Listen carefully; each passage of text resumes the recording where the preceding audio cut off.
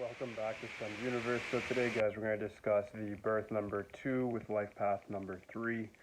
So birth number 2 in life path 3 is actually a very lucky combination. This is represented by the moon and Jupiter, who do get along very well according to the Chaldeans, and as a result, they make for the native to be very, very successful. They can do things from cinematic movies, anything to do with provisioning over television whatsoever, whether that be like marketing for television companies, or if they're in the TV show itself as an actor, as an orator, as a director, as a producer. All of those things will definitely give them very, very good results. So anything within the creative arts realm, pretty good. Diplomacy is another strong suit by them, so they can get into top government positions. They can do very well in certain militias as well, because the life path 3 is a very militant number, and they do enjoy the process over the results. The masculine winner mentality. That's how the Eastern numerologists describe it. So when you have somebody with a life path 3, and then you get them with the 2, they're good at, for one, following orders, because the number 2 has no problem being submissive, and the 3 has no problem following process and then waiting for their end results when they see that they deserve it. So this makes them very, very good for things like that as well. So politics, law enforcement, militias, and movies, anything in the artistic realm works very, very well from across the board. You can do things outside of that as well, but you just have to be wary that you might not have the universal backup in comparison to those sort of careers and occupations. Okay? Another big thing when I was studying it that I found a little bit interesting is they said because the 2 is considered like a feminine number, is represented by the moon, it makes these people naturally more submissive, so they do better when they work for other people or are not just at the CEO position. I would argue that you can do whatever it is that you want, as long as you know your energy and how it works. Now it's going to incorporate in the tangible physical world we live in, right? We're in the third dimension. A lot of this stuff that's being written is from another dimension altogether. It's from the universe itself, right? So even though we're talking about Saturn, Jupiter, Moon, whatever it is, we're talking about it in another dimension's perspective. What it represents in our dimension, the physical effects, the energy these planets emit and give to us.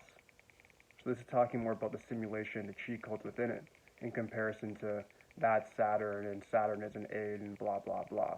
Doesn't mean that. What it means is that this is what it symbolizes, this is what it represents, this is what it's going to do for you. Okay? So they're trying to say that the 2 and the 3 combination make for somebody that's good as an employee, that can actually expand somebody's business because they have the influence of Jupiter.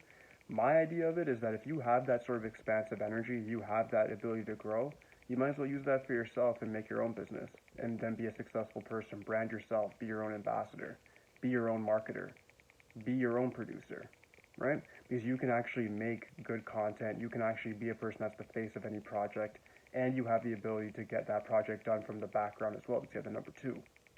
So you might as well get that done. Lucky colors for you guys, I'd say, is white by far. Is going to really work well for you guys. Be wary of red. Red doesn't really work too well for you guys at all. Every other color is just up for grabs. It's neutral.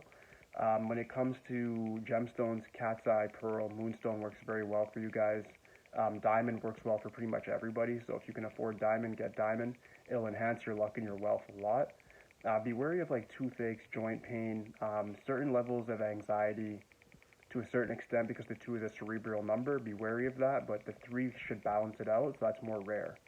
Another thing is watch out for people that are born on the 6, have a life path 6, or a name number 6.